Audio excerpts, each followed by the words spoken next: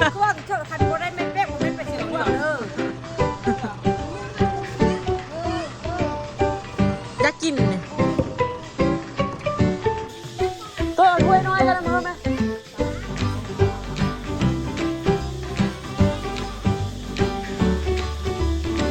ถึงเลยดิต่อแห้งแต่อีกว่าสิบ่เฮ็ดคันลมบ่ใหม่โอ้ต้องได้เฮ็ดได้คันลมแล้วอะแปลว่านะห้องฝั่งตื้นดิเสามันสิเย่ไปนั่นเย่ไปนี่ว่าให้คันลม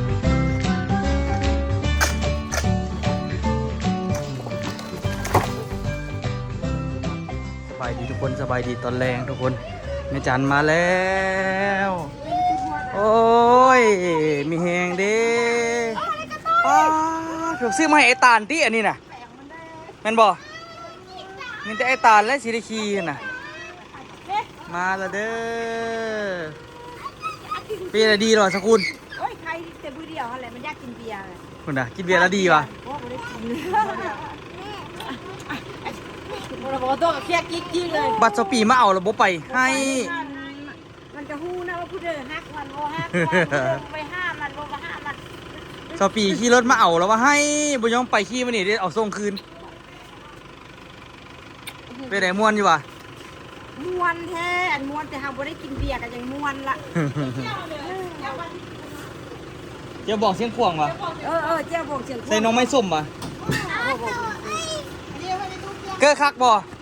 เป็นยังไงไปเห็นอย่างนี้ เดี๋ยวบอกว่ามีเบาเป็นฝั่งเลยให้ดินอ่ะให้ดิน เจ้าไฮดิน ให้ดิน ไฮหินเกิด ข้าวเกอร์จับกันเลย เอามีเครื่องอีกวะได้เข้าอีกเอาคำจับนี่ซะนะ เอาคนลงแบบอันนี้มา ไอ้อุ้มโอโต้ดูคุณน่ะ เอาลงมาวัดเลยเข้าเอาลงมา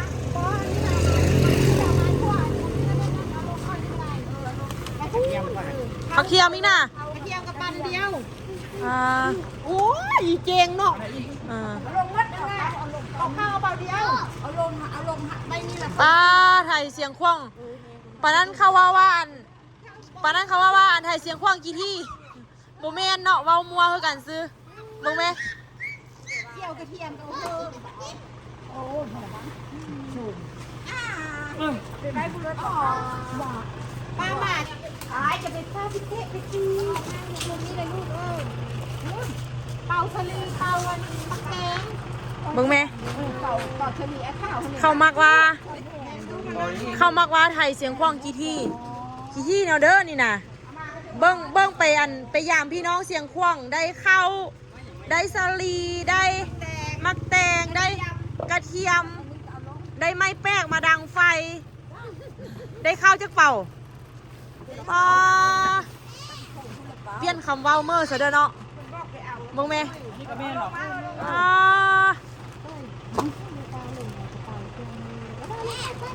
ลงมาก้อนก้อน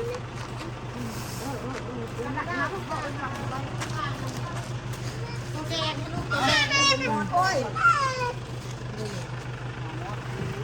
อาจารย์จุ่มกันดมแก้มกับพ่อดอกจับคน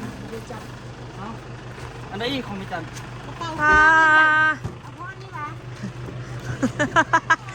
ไม่เป๊กเสียงกว้างเจ้าคันโบได้ไม่เป๊กผมไม่เป็นเสียงกว้าง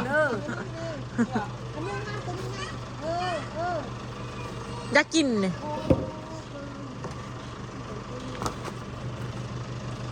เป็นอะไรไม่ตู้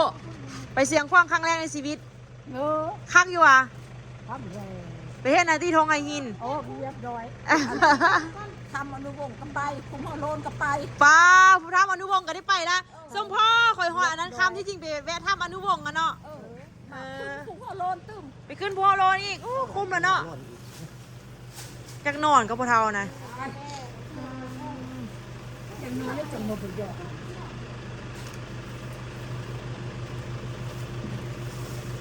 ยาวกว่าหัวอยู่เสียงคว่องน่ะคล่องยุคล่องกินนะคักกว่านาสปีทั้งอุ่นเนาะฮะ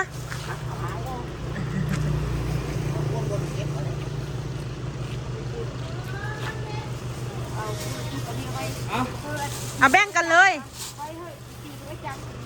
คนซ่อมทุก พูดแต่แหงสิกินกระเทียมกันเนาะ เป็นสำหรับจานป้องแก้วนี่ป้องแก้วนี่เขาเสื้อเท่าเงิน เอาเลือกพวกเอาที่เอาวันไหนตัว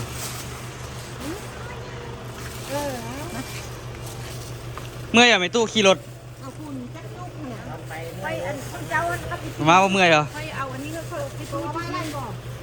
อันนี้ของเฮากอง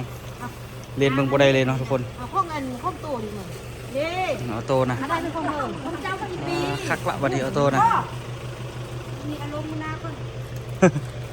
นี่ถ่ายเราที่ปะฮะเลยรัดออกเลยเลย ที่เป็นเดียว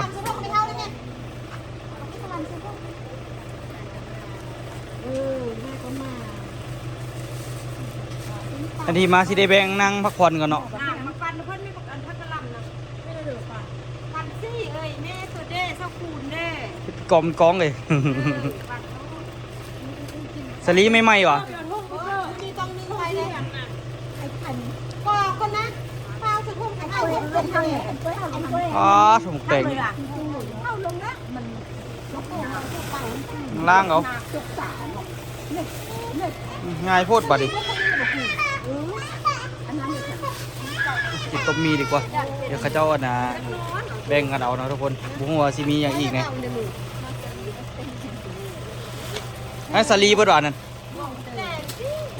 คือว่าหลายพี่โลสั่น จะมาไปบายมันเนื้อต้มเจ้าเลยนะใครเทใครบาใครละกันห้าเดี๋ยวลูกจะไปผู้เดี๋ยวลูกอันนี้บอกใครบาเองเลยว่าจะนอนได้นะมัน ไปลิ้นมาดิไปลิ้นหาก็มานี่ก็อาบน้ำเลยก็ปวดแม่นบ่สร้างหัวอีกละ2เทื่อละ สร้างหรอตัวลูกมาสร้าง สร้างแล้ววะ สลีเราก็เยอะนัก เบิ่งไปสิโลให้ก็ต้องแบ่งกัน เอาความจันไม่เอาไปเอา ปีเป็นคำว่าความหัวเป็นชอบปีได้แม่โอ้ยปีไม่ต้องไปเฮ้มันมันกันยังไปยายให้เห่ามันจะเอาไปฟันให้มันตั้งห้ามันจะมีม่องกินมันมีม่องกินอะไรคือเอาลูกนี่น่าเอาไปไว้อันเดียวไม่เอาลูกหรอกไม่ลงด้วยจันอันนี้เอาลงเนาะเอาลงเนาะจะเอาไล่เลยได้ใครยังอยากได้กันเลย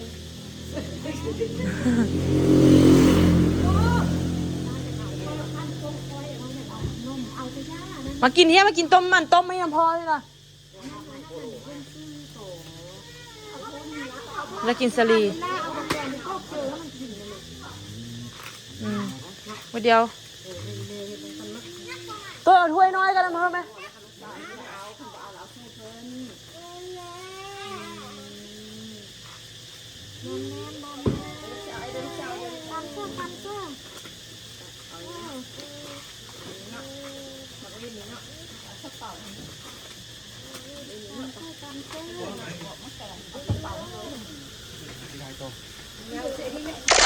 นอนตื่นเช้ามาทุกคนเนาะก็สิเห็นวิวประมาณนี้เนาะ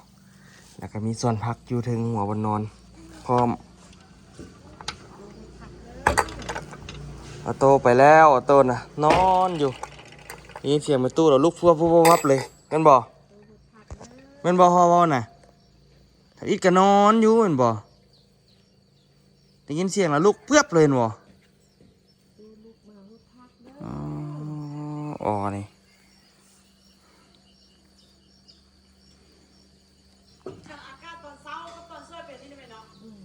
โอ้คักแท้มันไผก็อยากมาอยู่เลยครับเป็นอันนี้ตลอด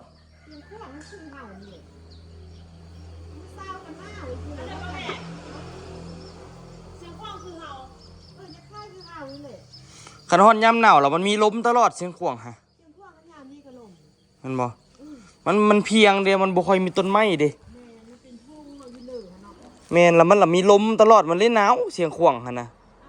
หน้าได้นี่นะรู้สึกหน้าที่เขาเดือดเนี่ยละช่วยมาแล้วมีแดดแล้วก็ร้อนมื้อแรงกับปั๊บให้คือเห่านี่แหละแต่ว่ามันชิ้นหน้าก่อนนี้น้อยนึงแล้วก็มันยามหน้ามันชิ้นหน้านะ ถ้ายามหนาวแล้วหนาวล่ะอากาศมันหนาวอยู่แล้วล่ะพัดมีลมตลอดหั่นน่ะลมก็มาตลอดโอ๊ยสิตายย้อนลมหนาวลมเสียงขวาง แล้วเนื้อค่ะน่ะเนื้อหันมือนึงมันที่มีลายซี่ไหนตอนแดดออกมานี่เนื้อแดง อะไรเนื้อ ผิวเขานี่นะ อืม ผิวเขาสีแดงเนี่ยเอ้าเนี่ยเดี๋ยวว่าคูณมันผิวเนื้อเขาแล้วว่าสีดำแล้วว่าอันเดิมหน้าตาจะกั้มแล้วก็บุข้าวก็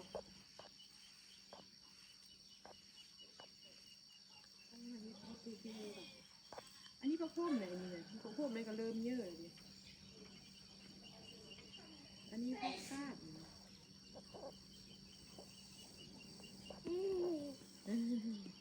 เมจานอ้ามมาอาจารย์ซ่อนตู้กินฮอดในตู้ก่อนลูกตู้กินฮอดตู้แท้ว่า มักเพชรมันบ่เก็บมันซะเนาะ เก็บมันเลยมั้ย โอ้ยมันเน่าเหรอ มันยักแก้วเลยว่ะ เบื่อปลูกมักเพชรเป็นอันนี้แหละ แม่กับว่าเฮ้ยมันที่สะอ่อนเดี๋ยวปลูกมาแล้วมันโบ แต่ว่าเห็นไอ้โลดอ่ะปลูกใส่ในมุ้งบนพอกล้าหั่นน่ะพัดบ่เป็นหยังเด้น่าจะบ่มีหยังไปตอมมันเนาะ ถ้าพักอันนี้เขาตัดแล้วบางงาน ไม่รู้หดน้ำหดได้หดว่ามีอันนี้แล้วหดมันง่ายแล้วเฮาล่ะหดแท้หดว่าเปียกอมลำ มันเราบวชฮิวเมื่อยเนาะ ลูกเราบ่อ้อมคือไม่จันลูก เอ้าแม่แม่เอาไปก็ได้ ลูกอ้อมลุมพุ่นเอาไปทุกคนเดี๋ยวตัวสิไปแกะแบบพอจอยอยู่ลุมพูนเนาะเห็นแบบพอจอยบอกหลายสิแกะมาเมียนก่อนแล้วมื้อนี้นี่เวียกของตัวก็คือสีสานเหล็กเนาะสีสานเหล็กสิมัดเหล็กเมื่อวานนี่ต่างพักผ่อนเลยเนาะมื้อนี้นี่สิมัดเหล็กปะไว้ ตัวว่าช่วยช่วยแม่ได้ไงตัวว่าช่วยแม่ดูจ๋อเฮ้ย มันไหนนี่ หยอกเอื่อยเนาะป้าอันนี้น่ะ มาลุยต่อทุกคนเดี๋ยวตัวสิไปแกะเอาแบบอยู่พุ่นก่อนแล้วตัวสิเสียบเหล็กแล้วสิมัดเหล็กออกมาเมียนเนาะมัดเหล็กอันนี้ไปจนจำพูนเนาะมัดทิ่มปะไว้เนาะซ้ำซาฮอดมื้อนั้นก็คือสิได้ประมาณวันที่20ปลายเนาะวันที่20ปลายอาจจะได้สั่งหินสั่งทรายมาแนวละรถทุกคนตอนนี้นี่ก็ยังบ่ทันมีเนาะก็เลยว่าสิไปแกะแบบก่อนไปแกะแบบปะนะอยู่บนนั้นผมก็จอยมาเพื่อสิได้แบบเฮ็ดเพิ่มขึ้นไปอีกเนาะ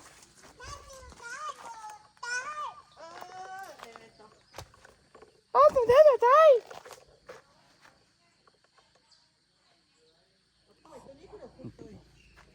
ลูกนี่แหละ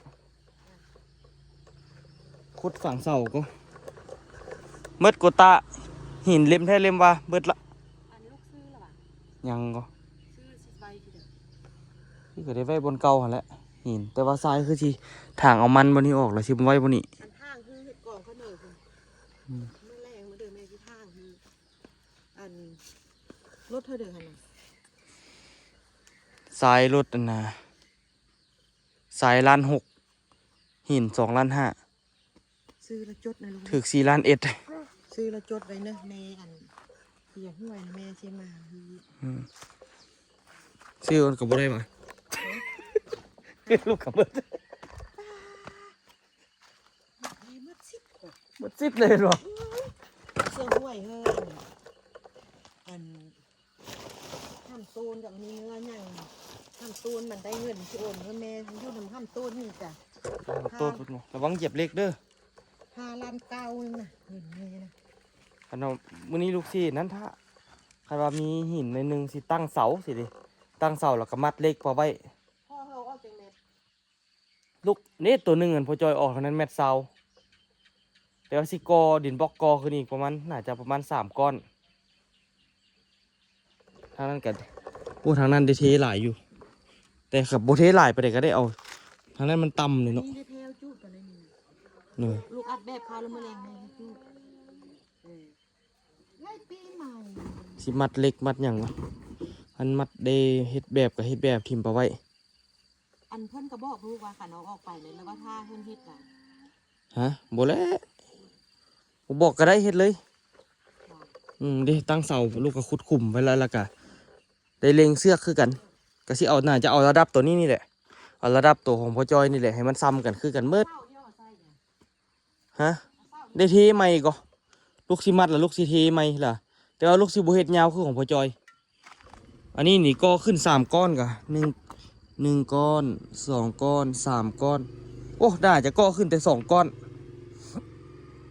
ก็ขึ้น2ก้อนแล้วก็เทคานแล้วก็ต้องได้ตัดอีกเสานี่ ตัดพอก็ว่าตัดเอาน้ำลมลงนี้ เอาสว่านตัดละลมแต่ว่าคันสิไปตั้งเสาหั่นมันพัดบ่พอดีบัดนี้มันสั่นโพดคันสิไปตั้งฝั่งนั้นน่ะคันตัดอันนี้แหละคันตัดแล้วเอาไปไว้อีกฝั่งนั้นหั่นน่ะบางทีเอาไปฝั่งแถวนั้นอาจจะได้อยู่มันสูงแต่ว่าพื้นนี่สิเทคานแต่ว่าบ่เทก็ได้ว่าท่านบ่หมายว่าให้คานมันจองอ่ะนะขี้ดินเวลามันมาน่ะเวลาคานเฮ็ดคานมันสูงขึ้นเนาะแล้วเวลาดินมามันก็สิมาคาอยู่คานแต่ละอันหั่นน่ะคานพื้นน่ะดิลูกเทคานพื้นทุกอันก็เบิ่งมันคือตัวนั้นน่ะคือเสาทำอิฐน่ะ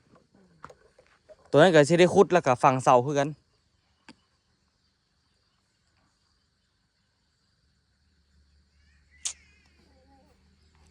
แต่ตัวนั้นคือสิได้ฝังหลายเสาอยู่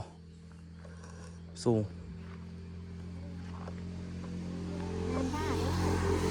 แม่หน้าแล้วเขาว่าลบย่ำมันก็มีแต่ย่ำแต่ตอนนี้เลย แม่นโอ้ยมัน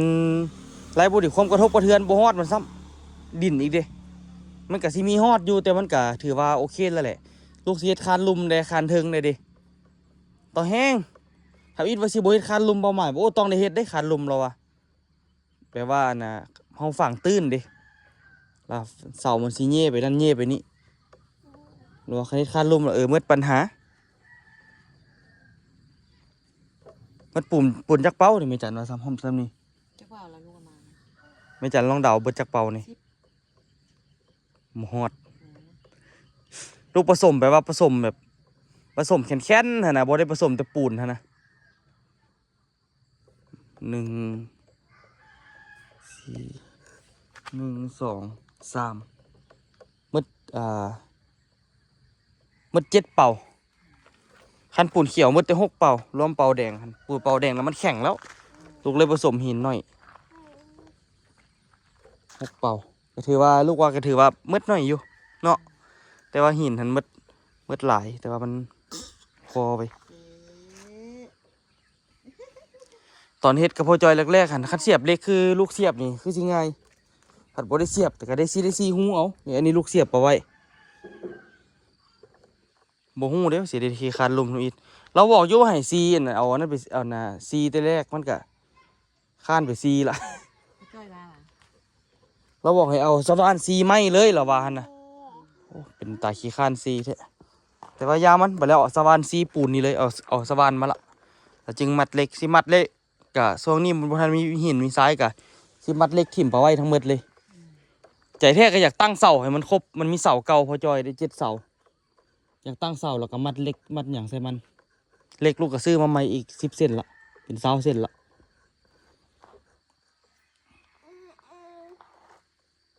เดี๋ยวสิไปแกะแบบเก่าพอจอยก่อน เกะอยู่คนไหน แม่นสิไปเอาตัวนั้นมาเฮ็ดแบบเพิ่มมันจึงแล้วไว้เอาเพื่อคอนตีไปไว้เสร็จละ เกะแบบมาเอาเพียงบ้านนี้แล้วเลยซื้อวันนี้แล้วเลยซื้อวันนี้แล้วเลย ฮันนี่อ่ะแล้วกับปานบ่แล้วยังเหลือบ่หลายเสา บอกแม่ว่าส่ง4 ห้องนี่ซื้อแบบปัดเดียวเลย แม่น1 2 3โอ้3ห้องน่ะมันแบบมันพอแล้ว3ห้องนี่นะแต่ว่าก็ไปเอาแบบตัวนั้นมาไว้อีกแบบที่3อยากเละๆนิดนึง ไม่มันบ่ดี นี่ล่ะบ่ได้ตั้งแต่ย่ามัน มันบ่ปัญหาแล้วสุดท้ายเฮาก็ดินถมมันบ่ได้เอาไปโซ่ไผสินะสุดท้ายเฮาดินถมแล้วก็เบิดคือเก่าตีไว้ซะแล้วแม่จันมาเบิ่งแบบเรียบร้อยแล้วนะทุกคนเนาะก็แม่จันว่าโอเคอยู่เน้นหนาแล้วแหละคุณว่าเดี๋ยวสิได้ซื้อบล็อกมาใส่อีกเนาะ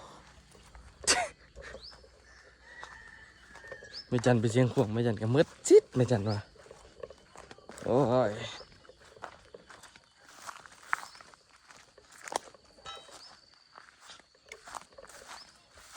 เดี๋ยวเราสิไปขวัญมังหินเนาะ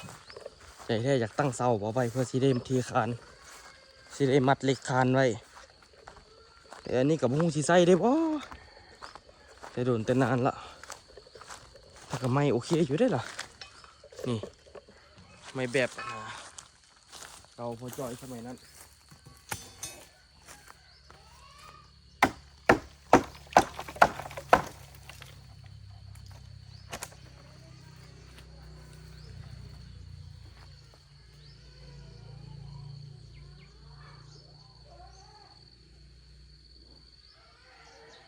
เอาก็คือที่เอาแต่ฟังนี่แหละไม่พบนั่นกะหามาใส่ได้บอกะโอ้เด้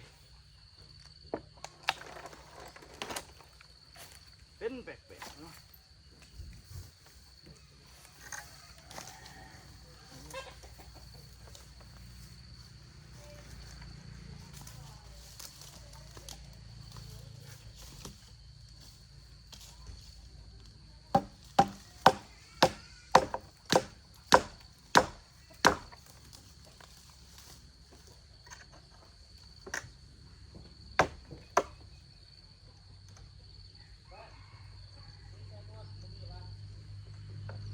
โอเคจะได้หรือไม่จะดีก็ได้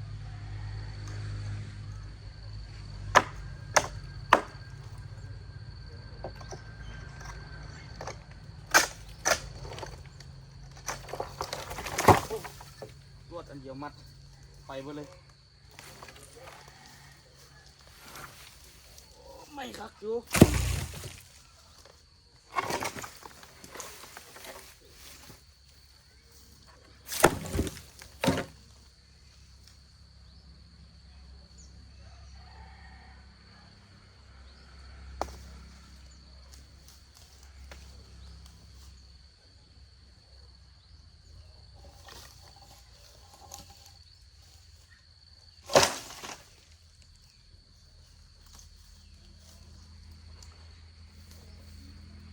เอา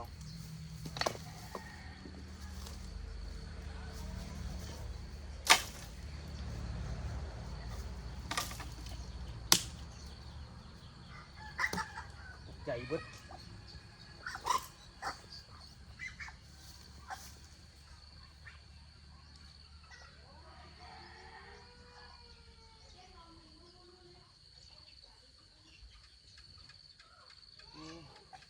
เป็ดแม่มาออกลูกอยู่นี่ทุกคนเลยเดี๋ยวสิให้เบิ้งทุกคนเพื่อว่าสิเอาไม้หาไปเห็นมันอยู่หัน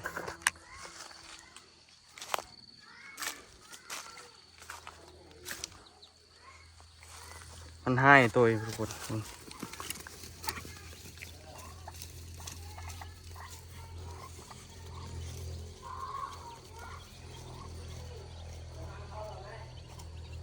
เนาะไปเลยบ่ได้มากวนเด้อโอ้โหบ่เห็นมันสิเอาไม้มาเอาไม้พี่เดี๋ยวมันหักมาฝากคืนหรอกที่เป็นการหัวจอยทุกคนโหดกูคานตัวเองแต่ก็ถามว่าเน้นหนาก็เน้นหนาดีอยู่เด้ออย่าประมาทเด้อไม่ดีๆทั้งนั้นมูซีมาแกะถนนเลย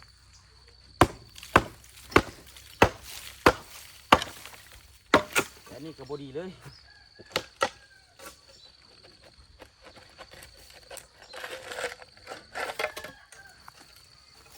เซล่าก็มี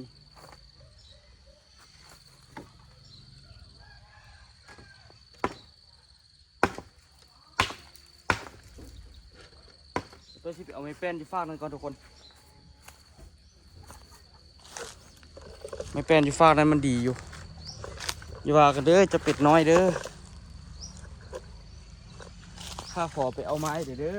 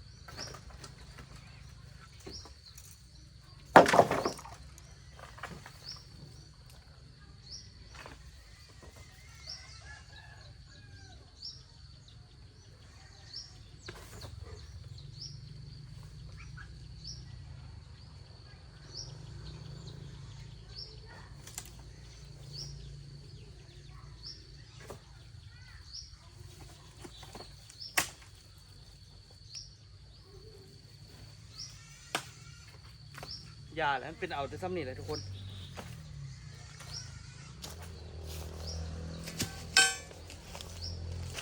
มันมีมดตะนอยอีกเนาะในแปลน1 2 แปลน3 แปลนกันยังโอเคอยู่เนาะมันมีมดตะนอยมีอย่างย่านมีงูเนี่ยเป็ดกับห่วงลูกในห่วงไข่เนี่ยยาแล้วบ่เอาดอกไม่ฟังได้เห็นบ่เอาแต่ไม้3 แผ่นนี่ก็พอละใส่ได้อยู่เนาะเก็บไปเมียนทีละอัน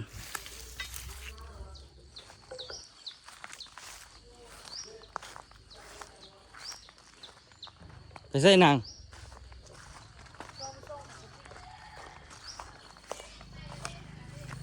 เติมน้ำมันรถดิเด้อหูแต่ขี้เลยเด็กก็เล่นเอาไปเด็กก็เล่นเอาไปเติมน้ำมันได้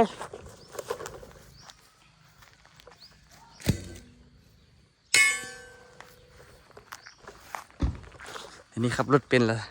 สบายตัวกับสบายขึ้นกันไปใส่ก็ต้องได้ญาติกันหลาย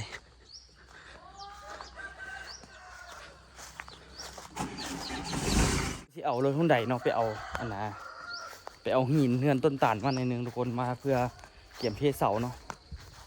แล้วก็ที่ให้ต้นตาลมาช่วยให้ต้นตาลมาช่วยตั้งเสาน้ำหน่อยนึงเพราะถ้ามันก็ขั้นบ่ช่วยนี่ก็ยากอยู่นะทุกคน ให้มาช่วยกันนี่ได้ไม้3 ท่อน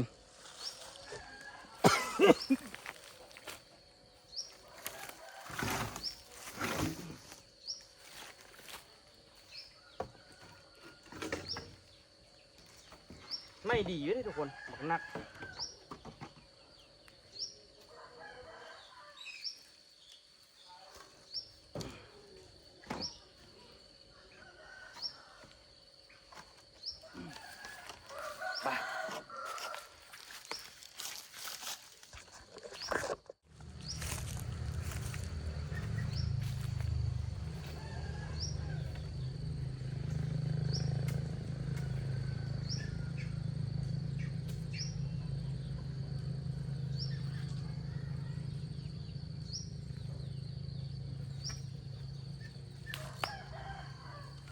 ปได้เอาแต่ไม้ตัวนี้ไปก็ได้ละไม้ตัวอื่นบ่เอาก็ได้ละ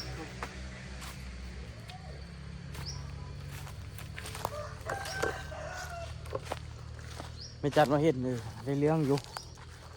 มีแต่เกี่ยมมัดเล็กเพิ่มนะทุกคน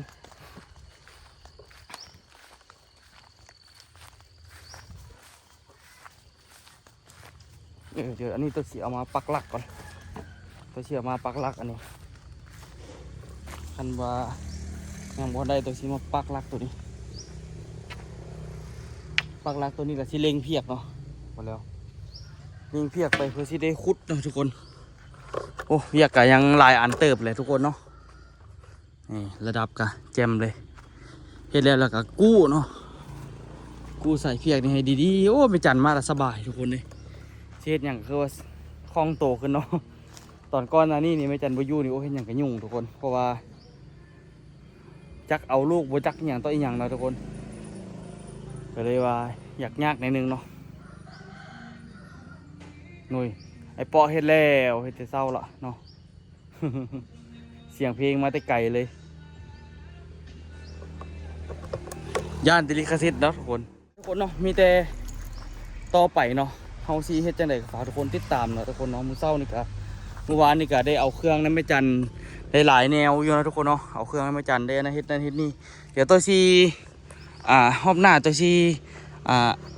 เล็งเพียกไว้แล้วสิขุดตัวนี้แล้วก็สิขุดขุมปลาไว้เนาะเพื่อสิเกี่ยมใส่เสาอันนี้เนาะเพื่อสิเกี่ยมใส่เสาแล้วก็มัดเล็กแล้วก็เกี่ยมเทคานเนาะทุกคนตัวสิมัดเล็กมัดอันนี้ก่อนมัดจนจำนี่ก่อนเนาะมัดจนจำนี่แล้วก็เสียบเล็กปลาไว้เนาะหลายอย่างอยู่มีแต่งานเล็กดอกมื้อนี้แต่ก็สิใส่ส่งขายาวในนึงเนาะเป็นยังไงก็ฝากทุกคนติดตามตอนต่อไปเนาะว่าสิออกมาเป็นยังไงแต่ตัวเชื่อเลยว่ามันต้องเพอร์เฟกต์มันต้องดีนะทุกคน เอาทุกคนสาระเคนี่บายบายทุกคนสบายดีเด้อโอ้ยมีแต่มัดเล็กยางหลายเลย เหลือมัดเล็กเสามัดเล็กนั่นเล็กนี่พอเฮาแบบว่าบ่ได้เสียเงินไปซื้อเพิ่นนั่นน่ะทุกคนเนาะมีแต่บล็อกและสิได้ซื้อเพราะว่าเฮาบ่มีโรงงานตีเองนี่เนาะ ไปทุกคนไปละไปเจอกันคลิปหน้าทุกคนสบายดีเด้อ